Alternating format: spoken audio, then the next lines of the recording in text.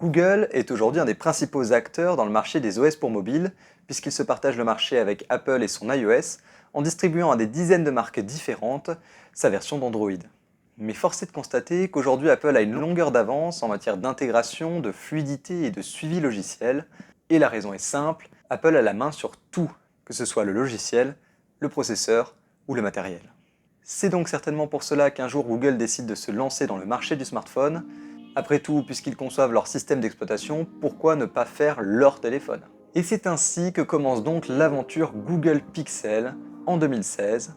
Mais 7 générations plus tard, les pixels peinent toujours à se faire une place face aux géants du marché. D'abord, les Google Pixel ont une particularité. À chaque nouvelle itération, on a l'impression que Google change totalement de recette. Si vous observez ces smartphones, on a l'impression qu'ils viennent tous de constructeurs différents et pourtant ce n'est pas le cas. Ce sont les smartphones de Google, tous de la même gamme, à un an d'intervalle. Et on a donc là l'apparition du premier problème avec les Google Pixel, c'est l'identité visuelle. Récemment, je parlais de la marque Nothing, qui justement mise tout sur le design. Et bien 3 produits après, on voit bien que leur identité visuelle est claire et qu'elle se démarque de toute concurrence. Cela permet à terme d'être reconnu au premier coup d'œil, et ça, forcément, ça joue dans l'imaginaire du collectif. Aujourd'hui, Apple a bien compris cet enjeu, et c'est bien cette encoche si critiquée à la forme si singulière que l'on reconnaît un iPhone rapidement aujourd'hui.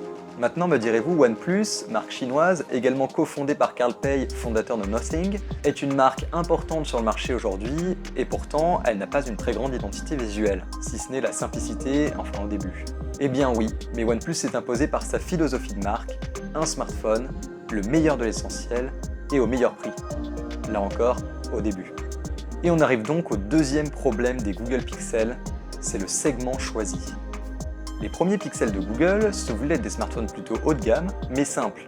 L'appareil photo, excellent car épaulé par l'intelligence artificielle de Google, était avec un seul capteur et ne faisait pas la guerre aux mégapixels. Mais l'arrivée du Pixel 4 change brusquement cette vision du smartphone sobre de Google. En effet, ce dernier se présente avec un design extrêmement moche, avec une sorte de front en haut de l'écran pour accueillir un radar solide pour une navigation gestuelle qui s'avérera très gadget. Ajoutez à cela une mauvaise batterie et vous avez là un bon échec commercial. Le Pixel 5 veut alors tout changer et commence par changer de gamme. Ce dernier, plus compact, embarque pas le meilleur des processeurs et se concentre sur les essentiels. On est donc là sur un bon moyen de gamme, et c'est d'ailleurs aujourd'hui mon Pixel préféré. Mais le Pixel 6 change encore une fois tout cela, avec cependant la bonne idée d'apporter leur premier processeur maison, le Google Tensor. Désormais, Google est aux commandes de son smartphone de A à Z, à la manière d'Apple. Mais son lancement ne sera pas sans bugs logiciels qui ne lui feront pas de la pub. Finalement, en 2022, le Pixel 7 reprend le meilleur du Pixel 6 en gardant une certaine cohérence. La gamme Pixel aurait-elle enfin trouvé sa voie? L'avenir nous le dira, en espérant que tous les futurs modèles soient commercialisés en France, parce que c'est aussi là le dernier point noir des Pixels, leur commercialisation hésitante. Car oui, les Pixel 1, Pixel 2, Pixel 5a ne sont pas sortis en France, et ça aussi, c'est un problème.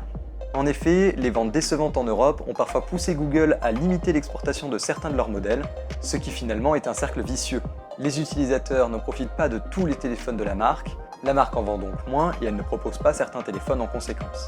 Malgré tout cela, les Google Pixel restent assez populaires auprès des technophiles. La gamme Pixel 7 est aujourd'hui une des meilleures en termes de rapport qualité-prix, l'interface est fluide et agréable, il propose un bon suivi logiciel et une qualité de photo bluffante. Finalement, il semblerait que Google commence à trouver la place des pixels sur le marché surchargé des smartphones et pourrait peut-être à terme devenir le tant rêvé géant du smartphone Android, concepteur du matériel au logiciel et enfin concurrencer l'iPhone.